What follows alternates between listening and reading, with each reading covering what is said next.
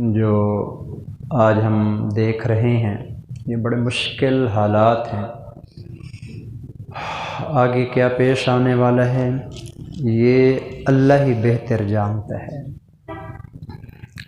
بس یہ ہے کہ آنے والے حالات پہلے حالات کی بنسبت مشکل ہی ہوتے ہیں۔ جوں ہمارا زمانہ رسول اللہ صلی اللہ علیہ وسلم کے زمانے سے دور ہوتا جائے گا اور جوں یہ زمانہ قیامت کے قریب ہوتا جائے گا، دنیا کے اوپر حالات مشکل سے مشکل تر ہوتے جائیں گے۔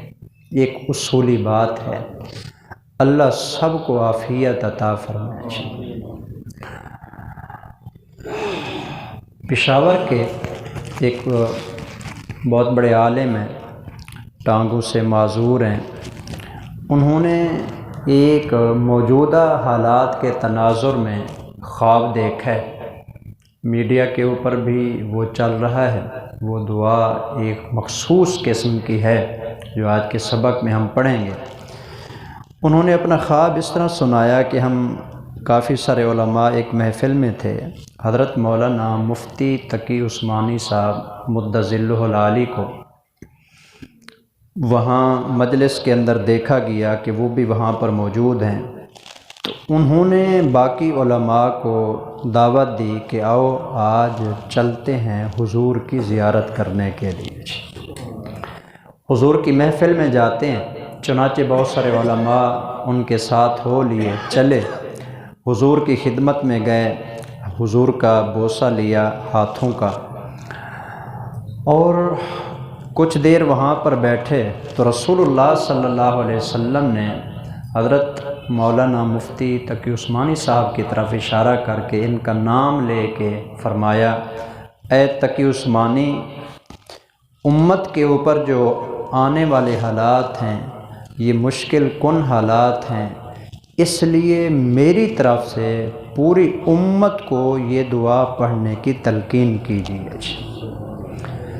یعنی دیکھنے والے عالم اور ہیں، جن کے بارے میں دیکھا ہے وہ اور ہیں۔ یہ مفتی تقی عثمانی صاحب نے خود خواب نہیں دیکھا، دیکھنے والے عالم اور ہیں، ان کے بارے میں کسی عالم نے دیکھا ہے کہ رسول اللہ صلی اللہ علیہ وسلم نے ان کا نام لے کے فرمایا کہ آپ یہ دعا خود بھی اہتمام کے ساتھ پڑھیں اور باقاعدہ طور پر امت کے اندر اس کو پھیلائیں تاکہ امت کے افراد بھی کثرت کے ساتھ یہ دعا پڑھیں۔ پھر رسول اللہ صلی اللہ علیہ وسلم نے وہ دعا ارشاد فرمائی۔ یہ تو ہو گیا خواب، حضرت مفتی تقی عثمانی صاحب تک یہ خواب پہنچا۔ وہ خود تو معذور تھے، عالم، جا نہیں سکتے تھے، موبائل کے ذریعے انہوں نے میسج کسی طریقے سے پہنچایا، تو حضرت مفتی صاحب نے یہ خواب سن کے اس کے اوپر اپنا وائس میسج بھی کیا۔ اس کے اندر وہ بڑے غمناک انداز میں جیسے کوئی بندہ روتا ہے کہ میرا نام لے کے رسول اللہ صلی اللہ علیہ وسلم نے یہ بات ارشاد فرمائی، میں اس لائق تو نہیں، لیکن اللہ کے نبی نے میرا نام لے کے یہ فرمایا، یہ دعا میں خود بھی پڑھوں گا، پوری امت تک پہنچانے کی کوشش بھی کروں گا۔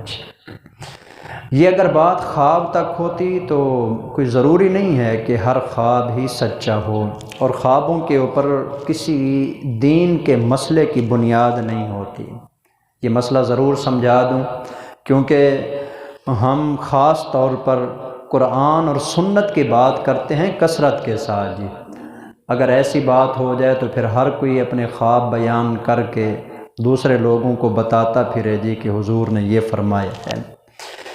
بات جو سب سے عظیم تر ہے وہ یہ ہے، انہوں نے جو دعا ارشاد فرمائی کہ آپ علیہ الصلوۃ والسلام نے خواب کے اندر یہ دعا سکھلائی ہے، وہ دعا خود مسلم شریف میں موجود ہے۔ یہ کوئی دعا اپنی طرف سے الگ نہیں ہے، مسلم شریف کے اندر وہ دعا موجود ہے، صرف اس کی طرف اشارہ دیا ہے رسول اللہ صلی اللہ علیہ وسلم نے کہ ان آنے والے حالات کے لیے ضروری ہے کہ میری امت کا ہر بندہ اس دعا کو کثرت کے ساتھ پڑھے۔ وہ دعا سیکھیں گے آج کے سبق میں۔ اس میں بہت سارے اسباق ہیں اور اس کے اندر میں آپ کو چند ایک یہی باتیں ہیں جو دعا ہی کے حوالے سے ہیں وہ ذکر کروں گا۔ اور یہ بات تو کنفرم سی ہے جی، پہلے بھی کئی دفعہ بتا چکا ہوں، قرآن کی دعائیں ہوں یا احادیث کی دعائیں ہوں، اکثر دعائیں ربنا اور اللہم سے شروع ہوتی ہیں جی، تو یہ بھی دعا اسی سے شروع ہو رہی ہے۔ چنانچہ اس کے اندر سب سے اہم ترین چیز جو دعا کے اندر ذکر کی گئی ہے وہ آپ دیکھیں گے، سب سے اہم ترین چیز جو ہے وہ اللہ کی طرف رجوع ہے۔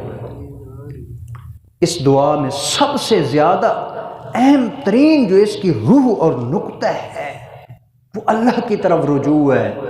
آنے والے حالات میں بس اللہ ہی ہے بچانے والا جی، یقین کیجیے آنے والے حالات کچھ پتہ نہیں ہے کیا بنتا ہے جی، صرف اللہ ہی کی ذات کے اوپر بھروسہ کر کے انسان کو اللہ کی طرف توجہ کرنی چاہیے، اور یہ پہلا جملہ اللہم کا اسی طرف اشارہ دے رہا ہے۔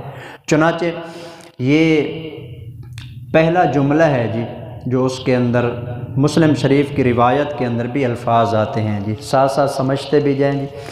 اللہم اغفر لی ذنبی کلہ، اس کا مطلب ہے اے اللہ تو میرے سارے گناہ معاف فرما دے۔ ایک سبق اس سے ملا کہ ان حالات میں اللہ کی طرف رجوع کرنا ہے جی، اور دوسرا سبق یہ ملا کہ اپنے تمام قسم کے گناہوں سے اللہ سے معافی مانگنی ہے جی، اور گناہوں سے معافی مانگنے کے اندر صرف زبان سے معافی مانگنا نہیں ہوتا، اصل گناہوں کے اندر جو معافی ہوتی ہے وہ یہ ہوتی ہے کہ انسان ایک طرف زبان سے معافی بھی مانگے، اس کے بعد اس گناہ کو چھوڑ بھی دے جی، تو گناہوں سے بچنے کا اہتمام کرنا جی اس وقت سب سے زیادہ اس کی ضرورت ہے۔ چنانچہ اس کے اندر اگلے جو الفاظ آ رہے ہیں نا وہ انہی کی تشریح ہے جی، اسی لفظ کی بار بار تشریح آگے آ رہی ہے۔ اللہم اغفر لی ذنبی کلہ، اے اللہ تو میرے سارے کے سارے گناہ معاف کر دے۔ اب سارے کے سارے کے اندر سب گناہ آ گئے، لیکن اس کی تشریح کے اندر فرمایا یہاں بھی اسی کی وضاحت اے اللہ میرے سارے گناہوں کو معاف کر دے، دکہ و جلہ، اللہ چھوٹے بھی معاف کر دے بڑے بھی معاف کر دے۔ دق اور جل، دق چھوٹی چیز کو کہا جاتا ہے اور جل کا مطلب ہوتا ہے بڑی جی، یہاں گناہ مراد ہیں۔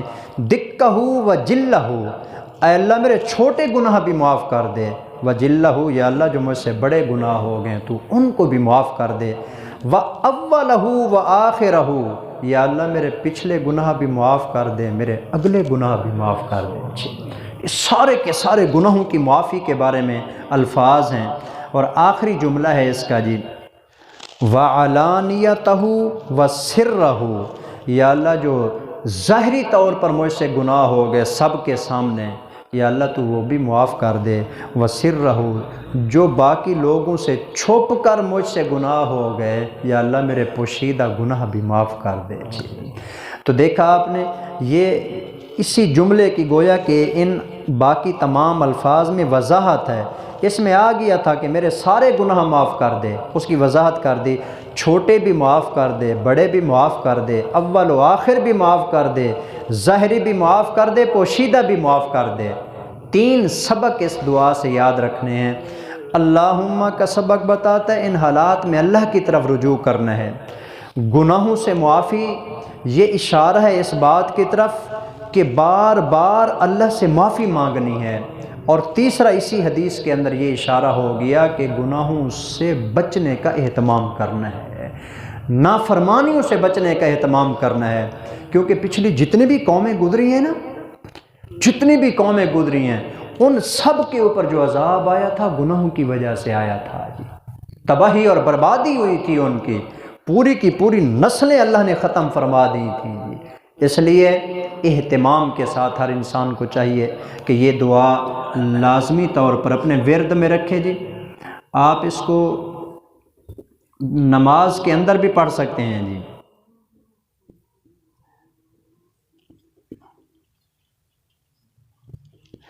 میں نے تو ابھی نماز کے اندر یہ شروع کر دی ہے جی کہ چلو بعد میں پتہ نہیں یاد آئے کہ نہ آئے، اس لیے کم از کم نماز کے اندر بندہ ایک دفعہ پڑھ لے تو اس کا فائدہ ہوگا۔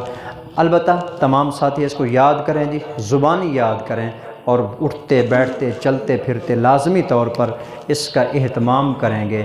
انشاءاللہ آنے والے حالات سے جو مشکل چیزیں آ رہی ہیں، امید ہے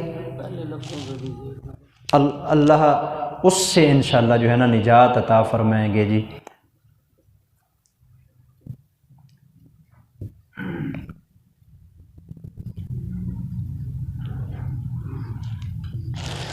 پڑھیں گے جی، ہیں نماز میں آخری جو اتحیات پڑھ کے فارغ ہوں گے نا جی، رب جعلنی مقیم الصلاۃ، اس کے بعد پڑھ لیں یا اس کی جگہ پر پڑھ لیں، دونوں جائز ہیں۔ رب جعلنی مقیم الصلاۃ مکمل کر لیں، اس کے بعد یہ والی دعا پڑھ لیں جی۔ لیکن اگر جلدی میں ہیں، وقت نہیں ہے، تو خود رب جعلنی کی جگہ کے اوپر بھی یہ دعا پڑھ کے سلام پھیرا جا سکتا ہے، کیونکہ حدیث پاک کی دعا ہے، اور حدیث کی جو دعا ہوتی ہے وہ رب جعلنی والی دعا کی جگہ پر پڑھی جا سکتی ہے۔ تو وقتاً فوقتاً عام روٹین میں حالات میں بھی یہ لازمی طور پر پڑھیں جی، اور اسی طرح نماز کے اندر بھی اس کا اگر اہتمام کیا جائے، انشاءاللہ امید ہے آنے والے حالات میں اللہ تمام فتنوں سے نجات عطا فرمائیں گے۔ 3 مرتبہ تو ابھی پڑھیں گے اس کو جی، اللہم اغفر لی ذنبی کلہ دقہ و جلہ و اولہ و آخرہ و علانیتہ و سرہ، اللہم اغفر لی ذنبی کلہ دقہ و جلہ و اولہ و آخرہ و علانیتہ و سرہ، اللہم اغفر لی ذنبی کلہ دقہ و جلہ و اولہ و آخرہ و علانیتہ و سرہ۔ اللہ سب کو عمل کی توفیق عطا فرمائے۔ الحمدللہ رب العالمین۔